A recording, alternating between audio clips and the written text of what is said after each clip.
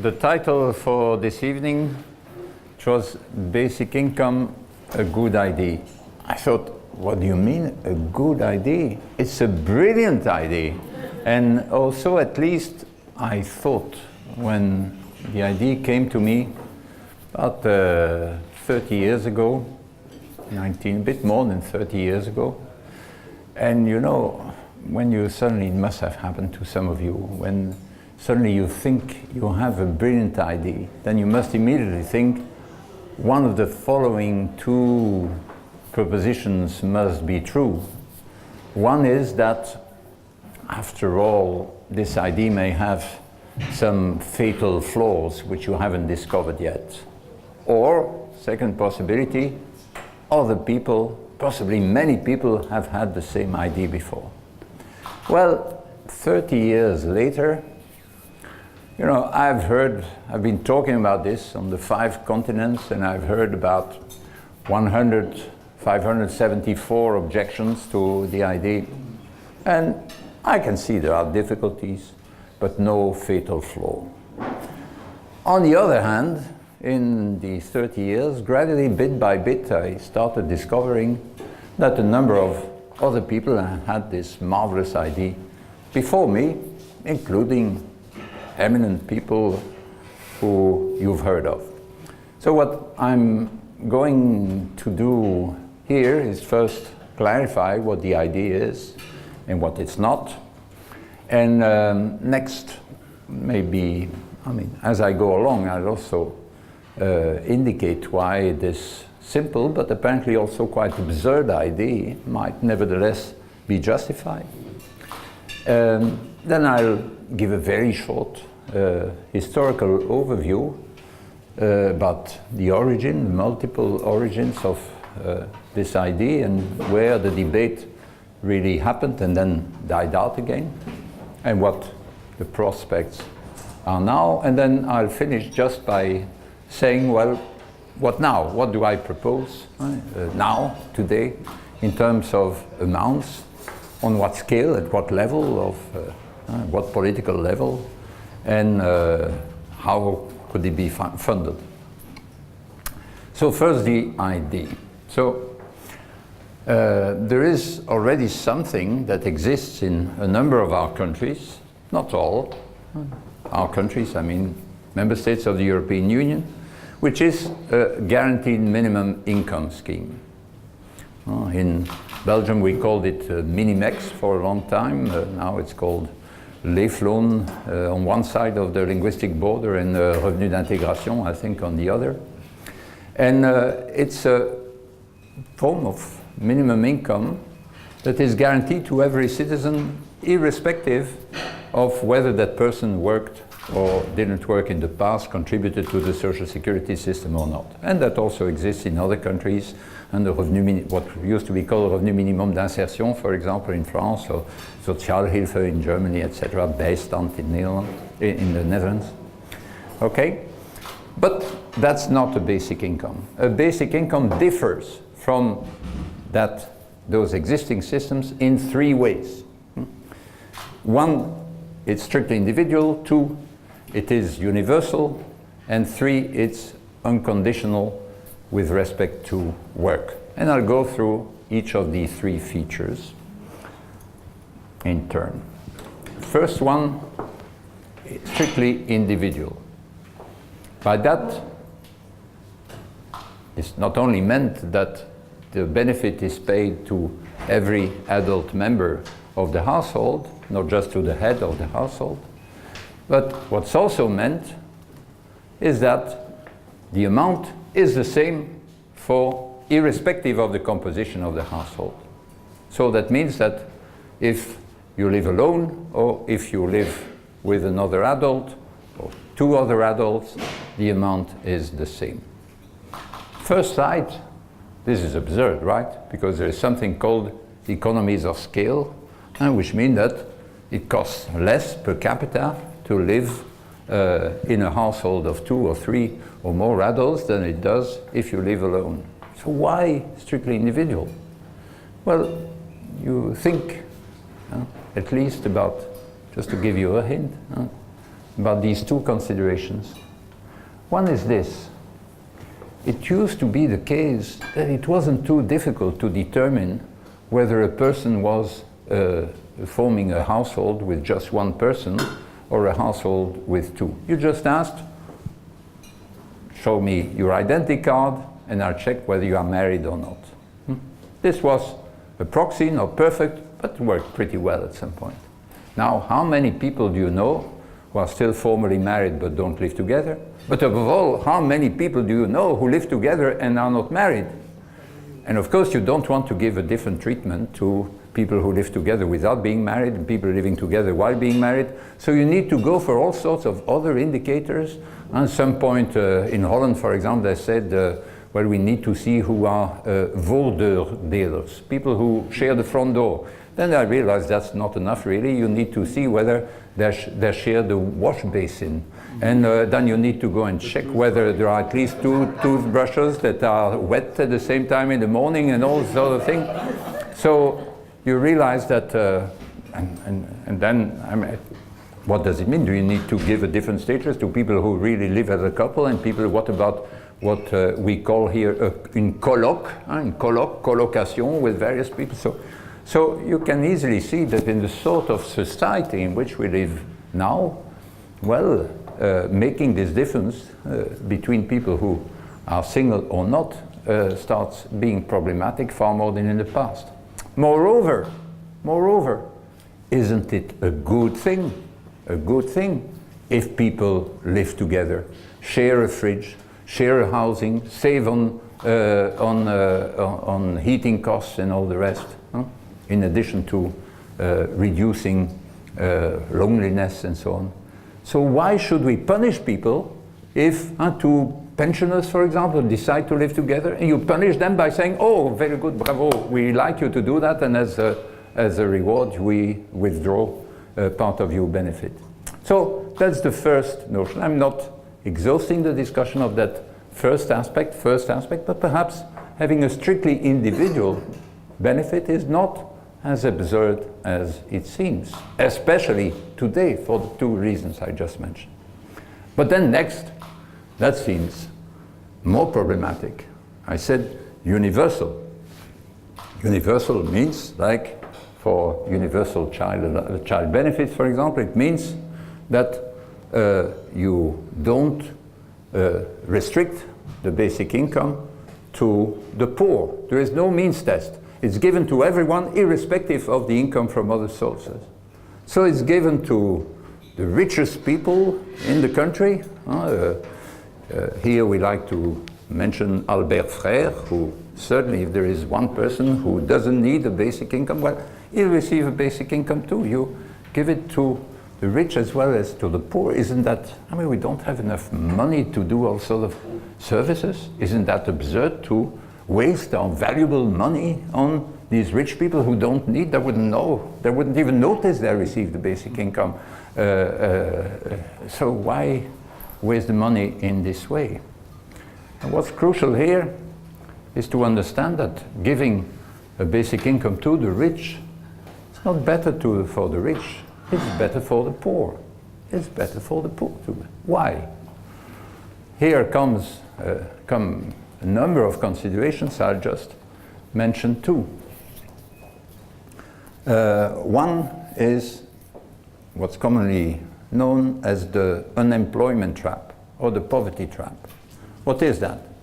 Well, under the current system, described it in a bit more complex, but in stylized fashion, what happens if you have no income at some point and you are poor, you receive a benefit, this guaranteed minimum income as we know it, and then you find a little part-time job, not very well paid because your skills are not that great, and then people say, wonderful, that's what we would like you to do, and as a reward we withdraw you the benefit. For every euro you earn through your work, we take 1 euro of the benefit away because it's only meant for the poor. That means there is a poverty level, and then we check your income and we make up the difference with the poverty level.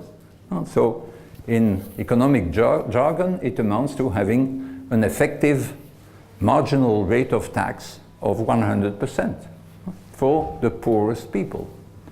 How do you avoid that? Basic income, universal. Instead of having a safety net, you give a floor.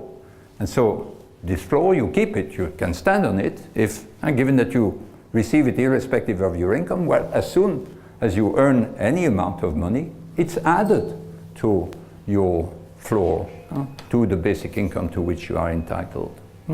So that's one important consideration to bear in mind when you discuss the universality. Giving to the rich as well as to the poor, it's not better for the rich, it's better for the poor for this first reason. It gets rid of this so-called poverty trap or unemployment trap. Moreover, and that's a second important dimension, it avoids stigmatization. We have in many countries universal child benefits.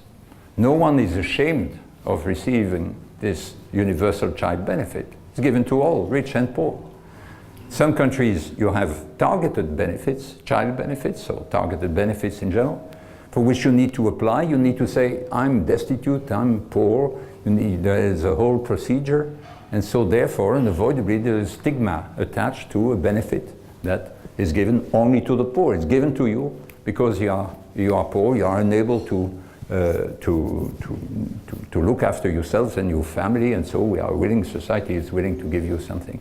And because of this stigmatization, often there is, for all these means-tested benefits, the rate of take-up is much lower than in the case of universal benefits, in the sense that many people, many poor people entitled to it, don't apply to it, partly for lack of information, but partly because they are ashamed of claiming it, and therefore you have a level of poverty far higher if you have means-tested benefit than if you have universal benefits. So these are these two of the considerations that justify the second feature, which is the universal nature, the fact that it's paid to the rich as well as to the poor.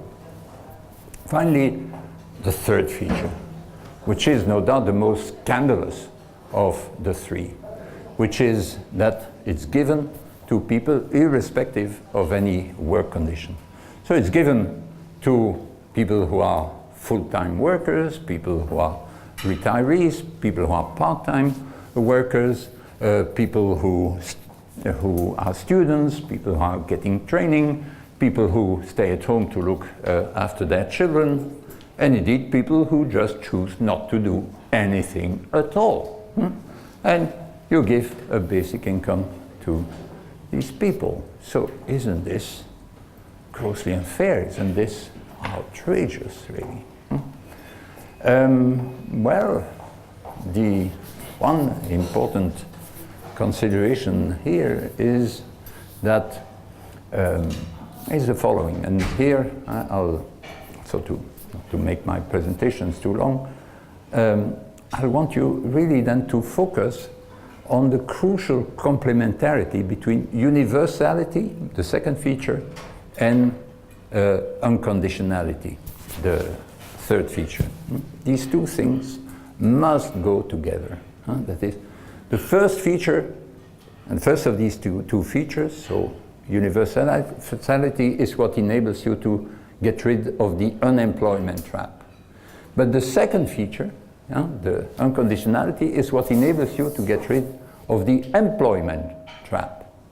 One of the very first persons who started to argue in favor of a basic income, I discovered that after the idea came to me in the early 80s, was from about 1978, a professor of social medicine at the Vrije Universiteit Amsterdam, Protestant University in Amsterdam. And he was struck with his patients by the fact that you had, at the same time, people who came to him who were sick because they couldn't find a job, and other people, because they couldn't work, they didn't work enough, and other people who were sick because they worked too much, right? I said, surely there is something wrong in this sort of society, something sick about the society itself, if it makes people sick in these two contradictory ways, opposing ways. So there must be a way of making things better. And that's how he came to the idea of the basic income, which would be both universal and unconditional, because it's the unconditionality that makes it possible for people to say, okay, I'll keep a full entitlement to this basic income, to this floor, but I reduce my working time, or I want to breathe a little bit and think about doing something else, or get further training, and so on. And thereby, I free some job that can then be filled by some of the people who would like to have a job and don't have one. So, therefore, because of this last feature, you can see basic income as a sort of intelligent, supple, flexible way of sharing working times, of sharing jobs between people. At the same time, and so the reason why it's so important is that also this third feature is what will help us to work. Not at first sight, it's something that you think, well, people will just take the basic income and spend their time watching television. It's also, it all depends on a number of features to which I'll return, but it's on the contrary. It should be something that will enable us to work on the whole more, but a better quality of jobs, and to work also longer in our lives, providing the educational system, the training system is organized at the same time. Because of this flow creates the conditions for a much more fluid, smooth back and forth between work, training, education in a broad sense, and then all sorts of voluntary activities, in particular within the household, looking after your children or after frail persons, and all this can happen in a much more fluid way. And this is also what we need in our society. We need a constant, first building up of human capital, constant updating of human capital, so that we can sort of work a bit less when we feel it's time to avoid a burnout, but also work more throughout our lives, because we'll be able to retrain in time. So you really have these two features that must be defended at the same time. So what universality in order to avoid the unemployment trap, and unconditionality in order to avoid the employment trap. The first one, universality, is essential to avoid exclusion, but the second one is essential to avoid exploitation. Because if you had, and that's very crucial, I mean, I realized that again last week when I had a debate here at the University of Brussels with a trade unionist, and so this is really crucial to see then the dual effect of these two features. Because some people say, both in defense and against the basic income, that the basic income will lead to lower wages, because people already receive an income, and so the employers will take advantage of it by only paying the remainder, I mean what's needed in order to fill in order to achieve the same level of income as you have now. So you can say this will lead to low wages because part of it is paid for by the state, you could say. And other people say, on the contrary, it will lead to higher wages because people have the opportunity of having this income and they won't accept to do the same sort of job for the same wage. And both arguments are used both as an advantage by some of basic income and as a disadvantage of it, depending on whether you think that higher wages are a good thing or low wages are a good thing. But who is right? Both are right. Both are right, and that is crucial in the argument for basic income. Both are right, but they apply to different sort of jobs. That is, if you have a really disgusting job that doesn't provide you with any training, with any further opportunities, with pathetic relationships with your boss, well, if you have your basic income and thereby other options, not just staying at home to watch television, but other possibilities, helping your sister run a shop, getting some more training, whatever, then you'll say, well, I stopped doing this sort of job. And therefore, if the employer will then either need to replace that job by a machine, if that is possible, but often it's not possible, or the employer will have to try to improve the quality of that job in various ways, and that can be done in various ways, or if he's either not able or not willing to do either of these two things, he will have to pay a higher wage in order to attract people to these jobs that are unattractive in themselves or in terms of the prospects they provide. On the other hand, jobs that are attractive in themselves, in particular, or all that are attractive because of the training they provide, well, these jobs will find it easier to attract people. Indeed, some jobs which don't exist now because they don't pay enough will become viable as a result. Think of internships. Internships, either not paid at all or paid at a very low rate. They are a sort of luxury which can only be afforded by young people whose parents are willing to pay a basic income to them and keep supporting them for a while. If you want to democratize this possibility, spread it far more widely, you need something like a basic income. The least bureaucratic way of providing that is a basic income that enables you to accept an activity that provides you with useful training without paying you enough, in a snapshot way, immediately enough to feed yourself decently and to feed your family. So that's why these two features, you need really to see them together. And it's because of this combination that you can then defend basic income as one version of an active welfare state. A welfare state that doesn't make people passive, on the contrary, that helps them become more active than they currently are, but the most emancipatory form of this active welfare state. And that is, and so one way of seeing it is that is this, and so, and at the same time, that's the only hint we can return to that in discussion. I'll make about the fundamental justification. It's really, and basic income, this universal basic income, it may be absurd at first sight, but if you believe both in the importance of equality and in the importance of freedom, it's still possible to be against basic income, even strongly against basic income, but you'll need to justify it.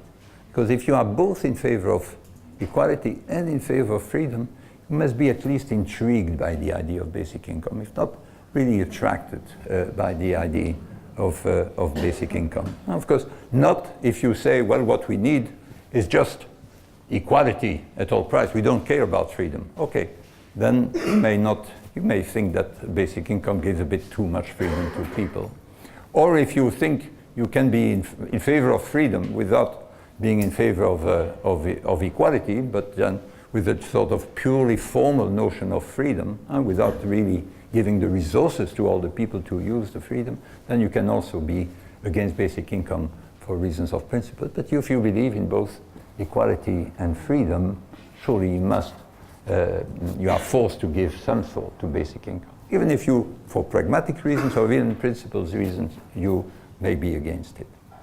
Then a short word about the history. So where did this idea, and this idea, like all good ideas, had many fathers and mothers, but as far as we know, who came first to this idea? No doubt many people came to this idea, but are not remembered at all because they never wrote anything down. They maybe never even talked about it to their friends because they thought it might sound a bit too silly as a solution to the problems we have. Well, I'll give, how many more minutes do I have? 5? 5? Okay, yeah. So, very brief overview. Again, to help you, it also helps this historical overview then to distinguish against the ideas. So the general idea of a guaranteed minimum income and the specific idea of an unconditional basic income. The general idea of a guarantee of subsistence to all secured by the public authorities was first articulated in a little book published in 1526, 16th century, beginning of the 26th century, by a man called Juan Luis Vives of Spanish origin, Valencia, who went to Paris, was of Jewish converso origin, had to leave Spain because of the Inquisition, studied at the Sorbonne, and then came Erasmus, made him come to Louvain, where he taught for a while. He taught in Oxford for a little while, and he published 1526 this book, De Subventione Pauperum, on the assistance to the poor, which can be regarded as the first plea for some sort, not only public assistance, but for any form of welfare state. But it was extremely conditional, so it was first given in kind rather than in cash. It was only given on a condition of being prepared to work. It was certainly not strictly individual, but household-based, and it was restricted to the poor, assistance to the poor. Okay. Then, and that traveled through time. It inspired the poor laws in Britain, and you could say that our Bolsa Familia in Brazil, or our Revenu Minimum d'Insertion, or whatever, they are sort of elaborate form, developed forms of that initial idea.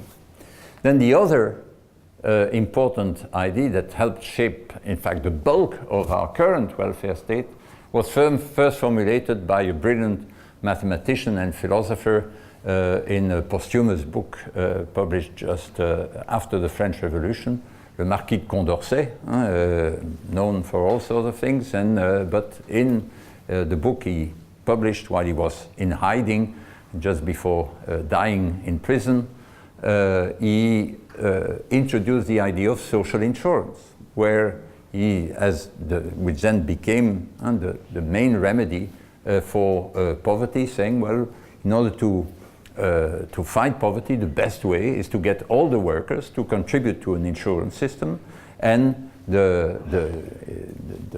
this would then fund benefits for health care, for their pensions, for the pensions of their widows, also if they happen to die before their widows, which happened very often. And that was then formulated at the end of the 18th century and first implemented into reality under Bismarck in Germany at the end of the 19th century. Okay. And some people thought this could then replace the whole of the social assistance system. But then it was combined in various ways, and what we have today is a combination of the Vives scheme, you could say, and the Condorcet scheme. The idea of the basic income and conditional basic income itself was first formulated, or we are close to a formulation of a proposal of this sort, also at the time of the French Revolution by a good close friend of Condorcet called Thomas Paine, who was also one of the main ideologues of the French and the American Revolution. He was English himself, and in a little booklet under the title Agrarian Justice, written for the French Directoire, he advocated a non-conditional endowment and non-conditional pension as a sort of reflection of the fact that we are all the joint owners of the earth. Land is common, it's appropriated by some, so the value of the land, the rent on the land, must be distributed to all the co-owners of the land, and this is all of us. But the form it should take, in his view, was a sort of basic endowment at the age of 21 for every man or woman, and a basic pension from unconditional from the age of 50.